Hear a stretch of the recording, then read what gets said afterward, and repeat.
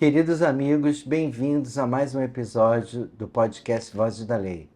Não esqueçam de dar seu like, curtir, receber as notificações, se inscrever no canal. E esse Vozes da Lei tem um apoio do 15º Cartório, aqui no Rio de Janeiro.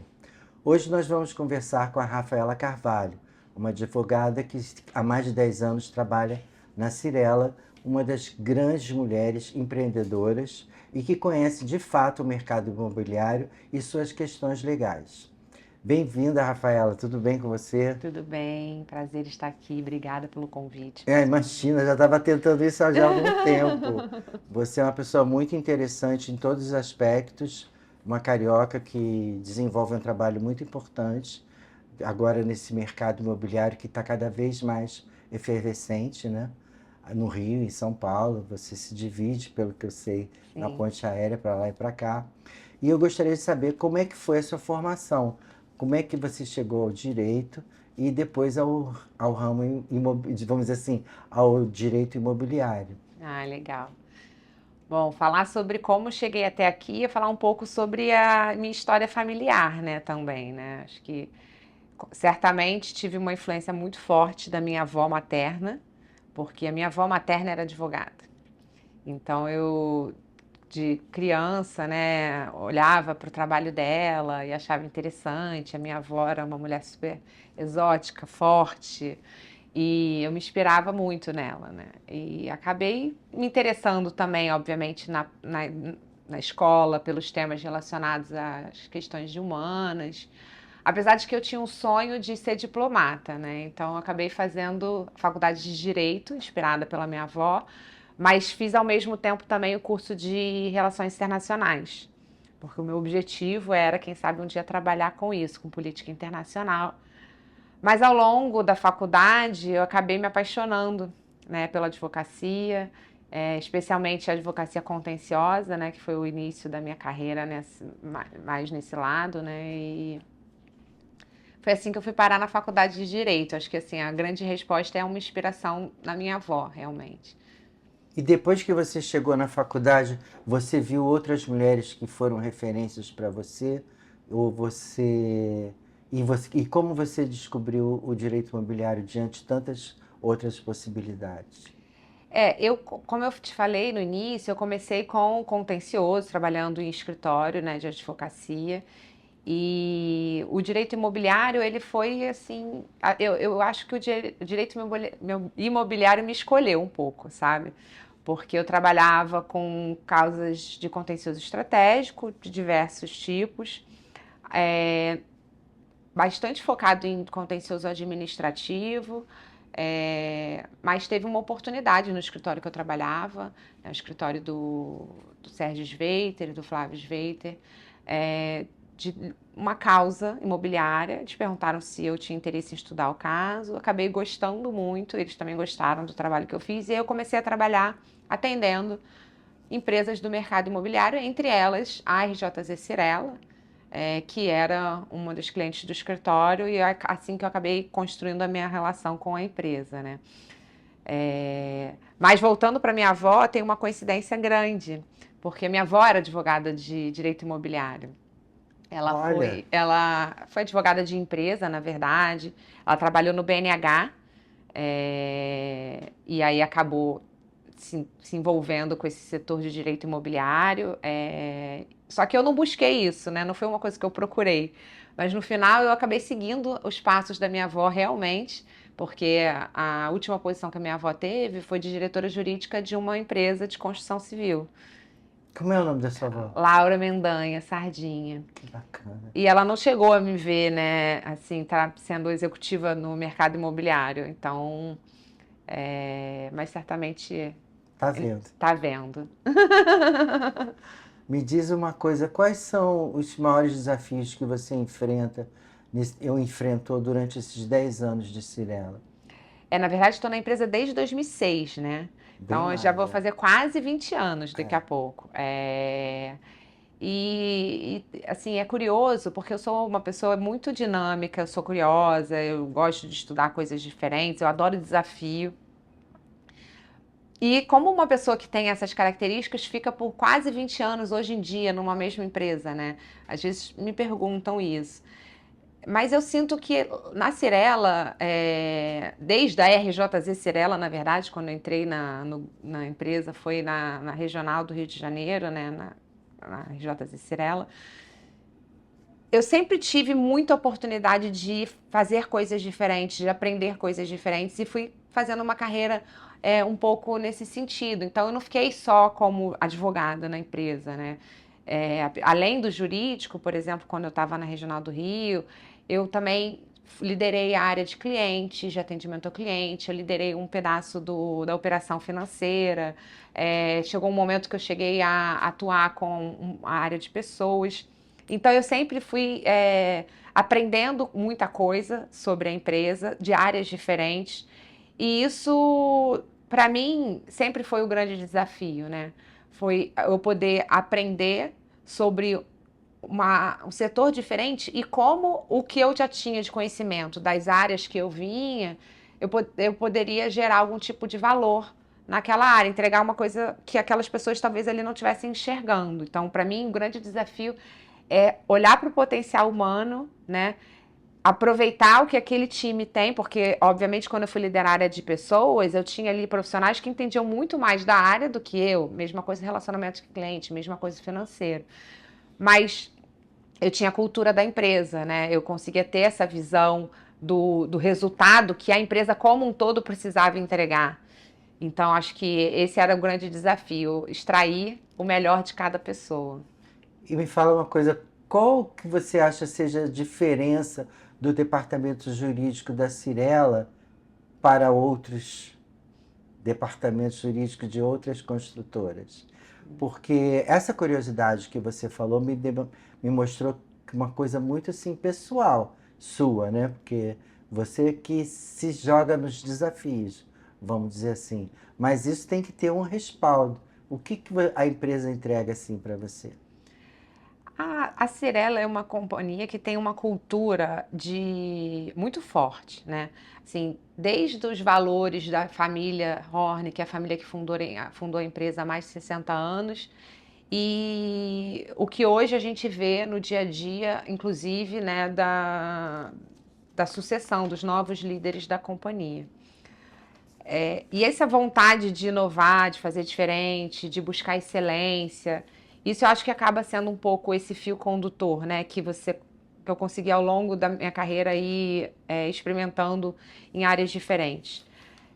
Aí falando da característica específica do jurídico, o que eu vejo, né? Assim, desde 2017 eu tive a oportunidade de assumir a diretoria da empresa como um todo, então fui para São Paulo, até por isso que eu me divido entre Rio e São Paulo.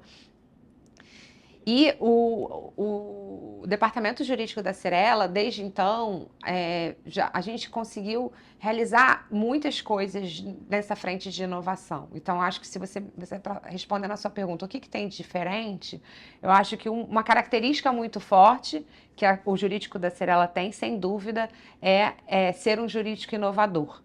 Né? Então, a gente tem pessoas de formações diferentes, não só advogados que compõem o nosso time.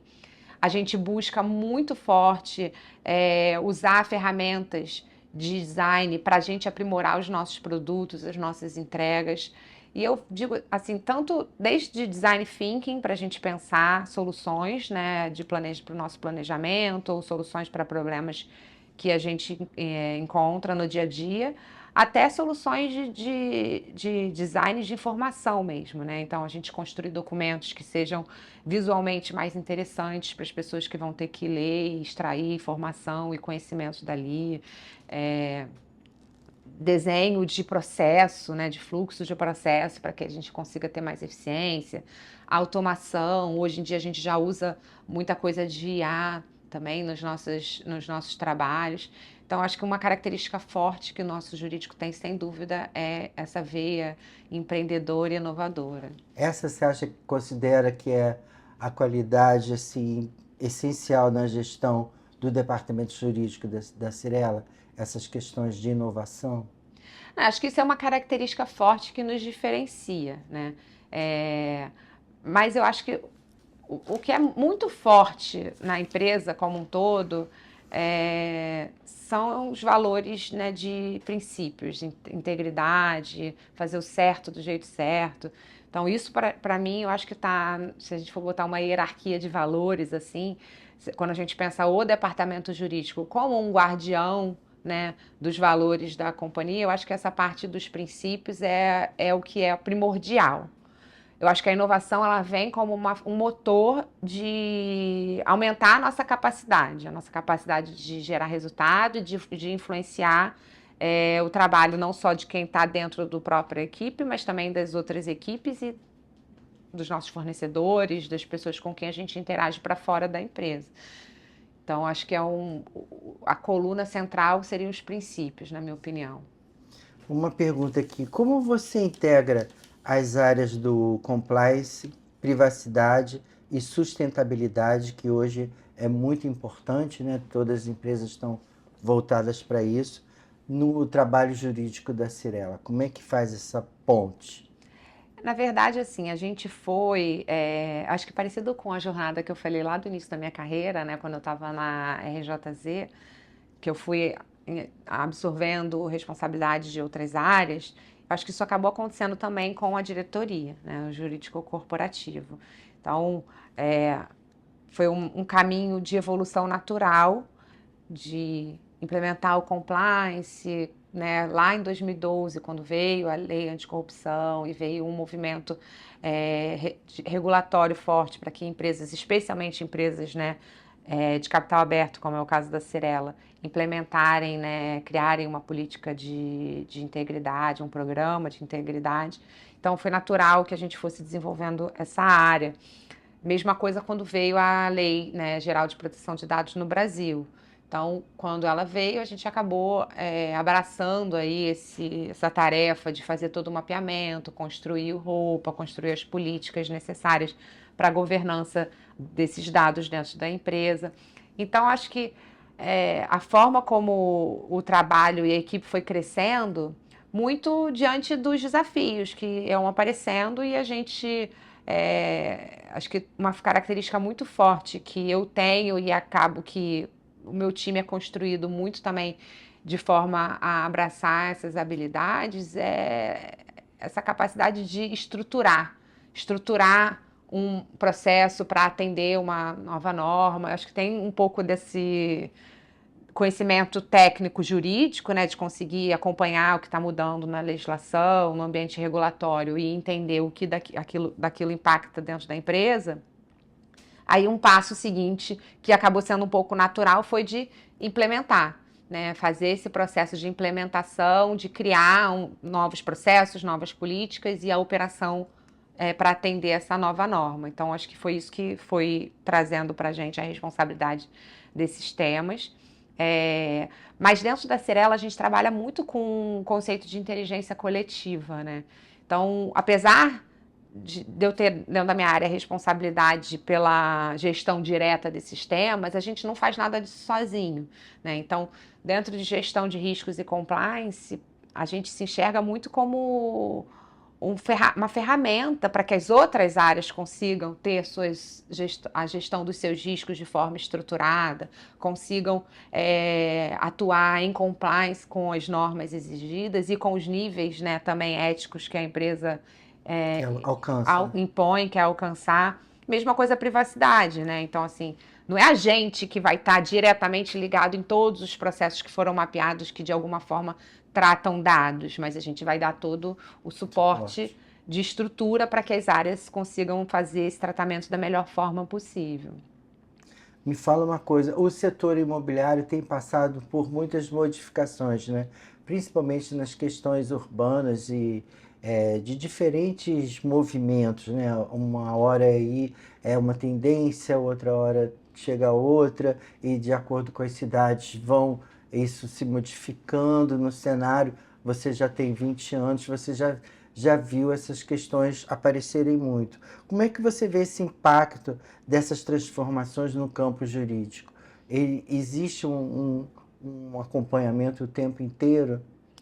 Esse é o nosso core business, né? Então, assim, a gente tem o acompanhamento, o monitoramento das mudanças de normas, não só leis, né, mas tem normas também infralegais que tratam dos temas que são múltiplos dentro do conceito do que é fazer um desenvolvimento urbano, uma construção e uma implementação de um empreendimento. E aí a gente tem muitas áreas que trabalham nesse monitoramento de forma conjunta. Então, além do jurídico, a gente tem dentro da própria área de incorporação de negócios, times que são especialistas em normativos urbanísticos, por exemplo.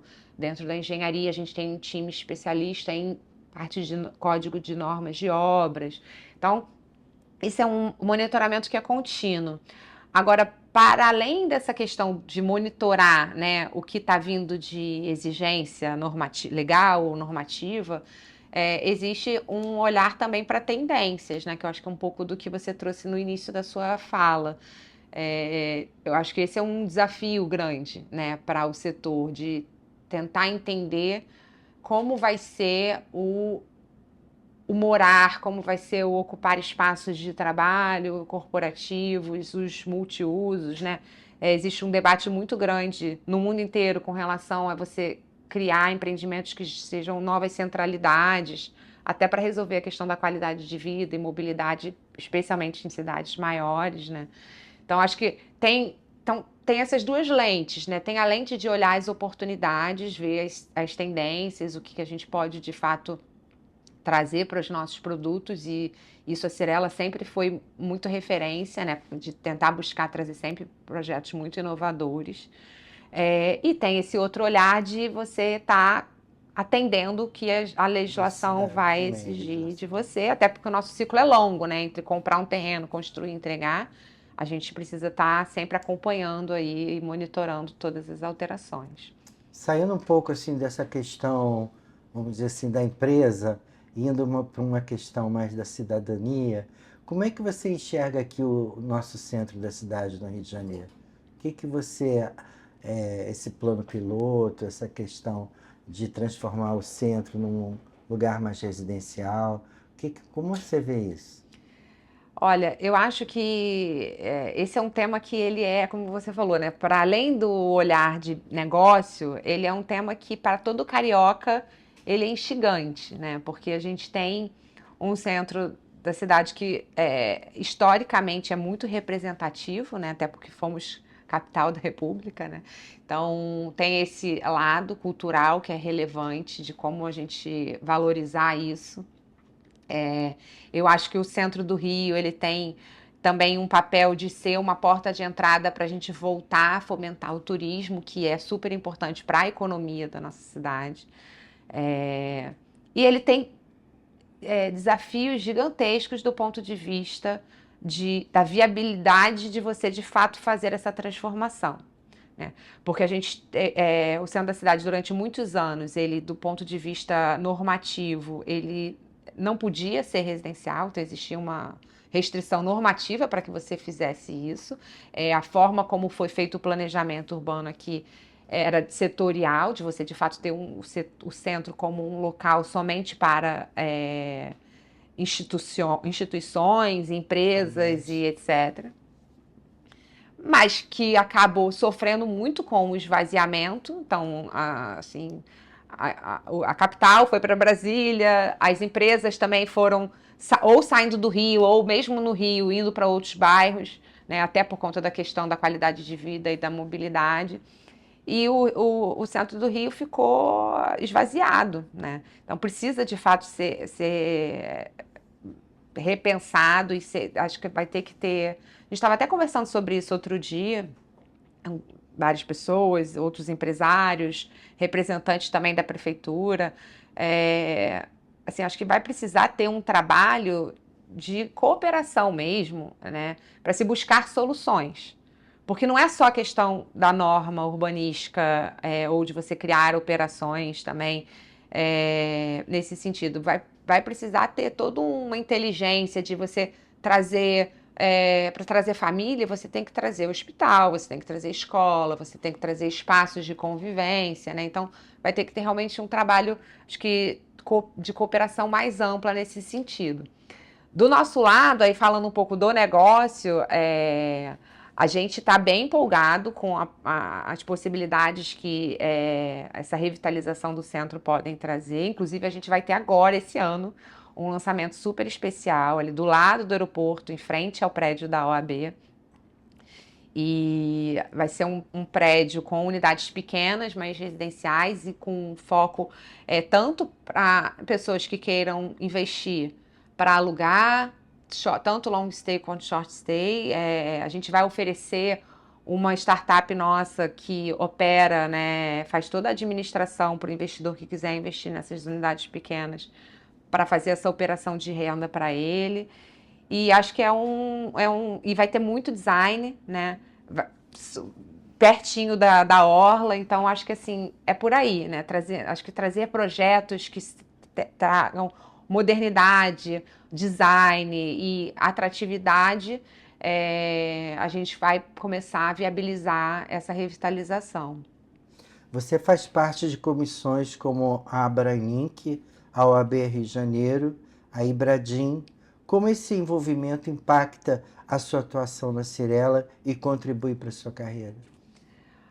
Olha, assim, acho que o nosso setor é um setor, como eu falei, que ele é muito intensivo em normas, né? A gente tem que atender diversos normativos diferentes, tanto do ponto de vista municipal, estadual, quanto federal.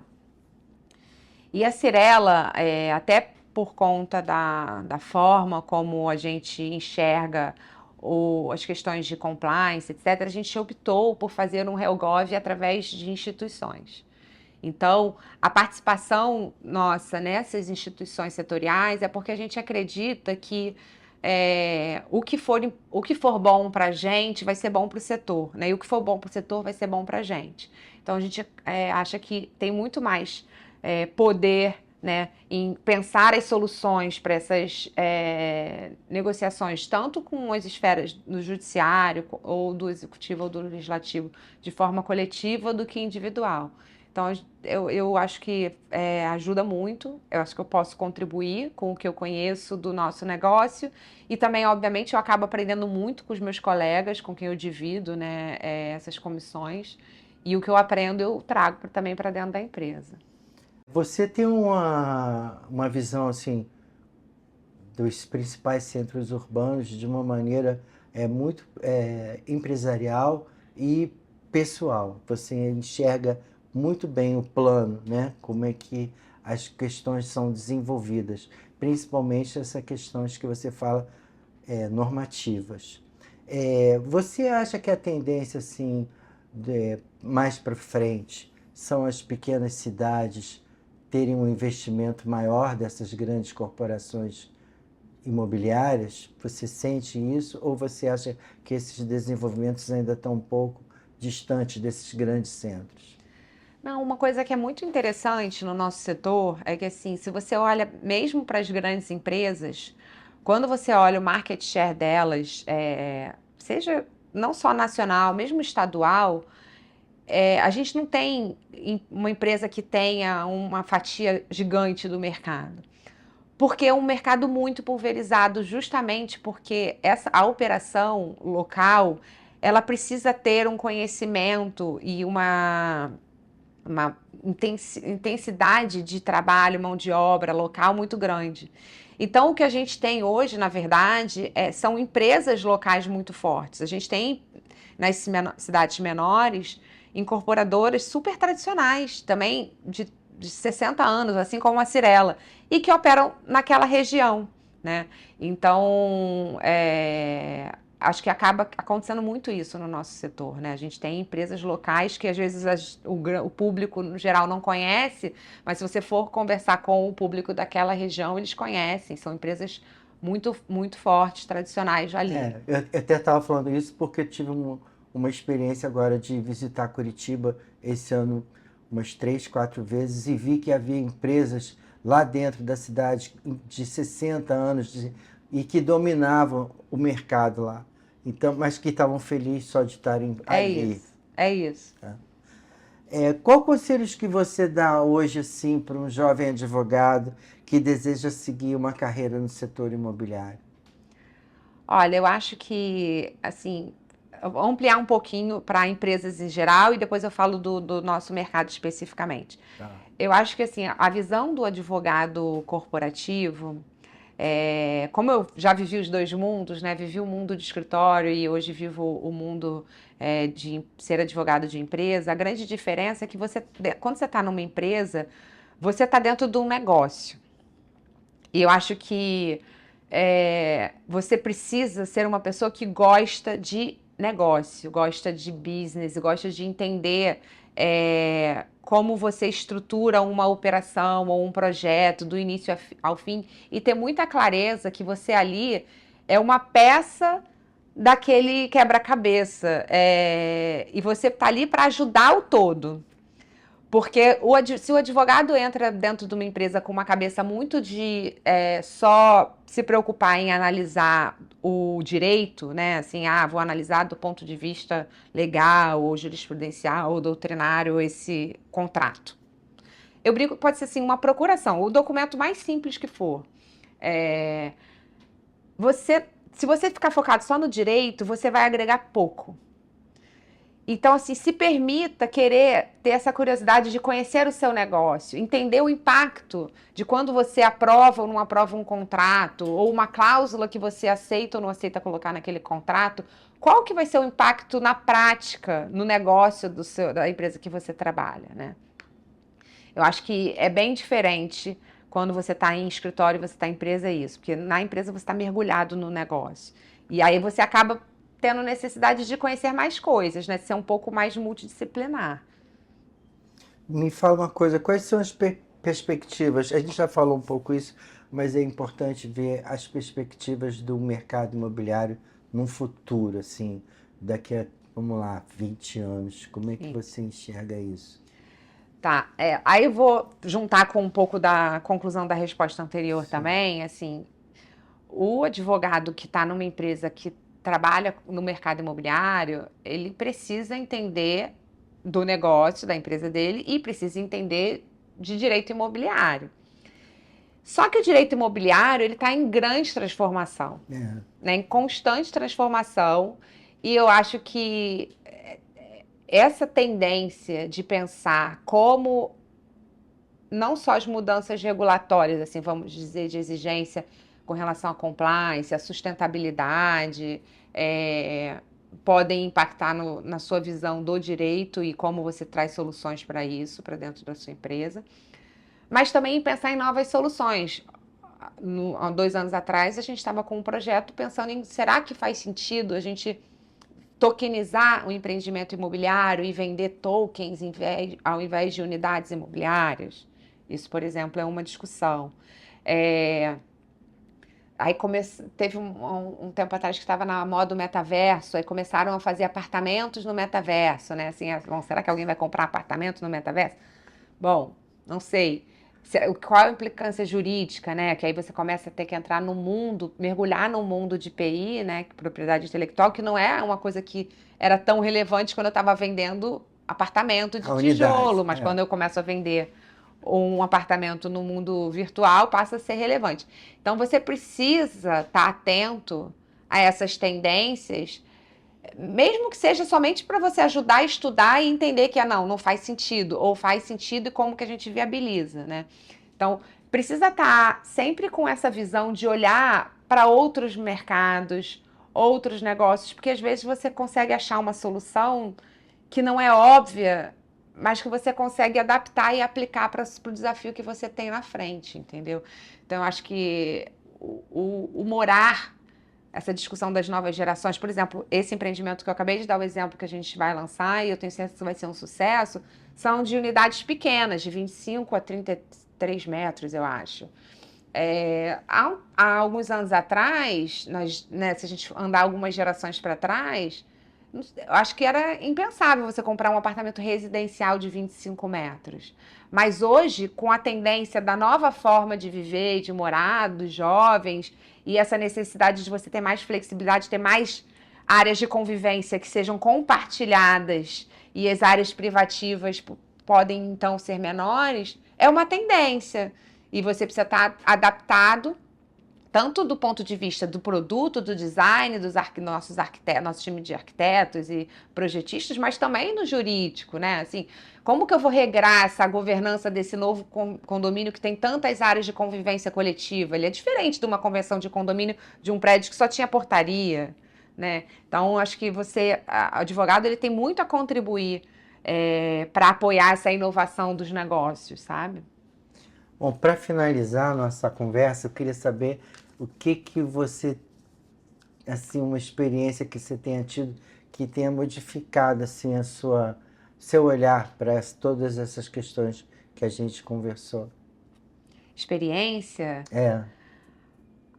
Assim, eu acho que eu digo que eu sou muito feliz no meu trabalho, assim, eu sou muito realizada, de verdade, assim, eu sou muito grata, em primeiro lugar a Deus e também a todas as pessoas que passaram no meu caminho, porque eu sempre que tive essa curiosidade, essa vontade de olhar para coisas diferentes, aprender coisas novas, eu sempre tive portas abertas. Então, assim, é difícil nomear uma experiência, mas eu acho que assim, a grande experiência que eu tenho, que acho que me trouxe até aqui, fez eu ser quem eu sou e ser uma pessoa muito realizada e muito feliz com o trabalho, é eu estar num ambiente onde as portas das oportunidades estão sempre abertas, né? Que a única coisa que você precisa é ter vontade, disponibilidade de contribuir e com isso você pode crescer. A gente estava aqui nos bastidores antes falando um pouco sobre alguns ambientes corporativos e que você vê tantas barreiras, né, e dificuldades para que as pessoas possam ter oportunidades. Então, acho que assim, a grande experiência que eu tenho dentro da minha empresa que me fez chegar até aqui e fez eu conseguir construir com o time todas essas coisas que a gente conversou antes, estar num ambiente que possibilita você ser criativo, exercitar a sua curiosidade intelectual. Acho que faz muita diferença, fez muita diferença na minha vida, com certeza.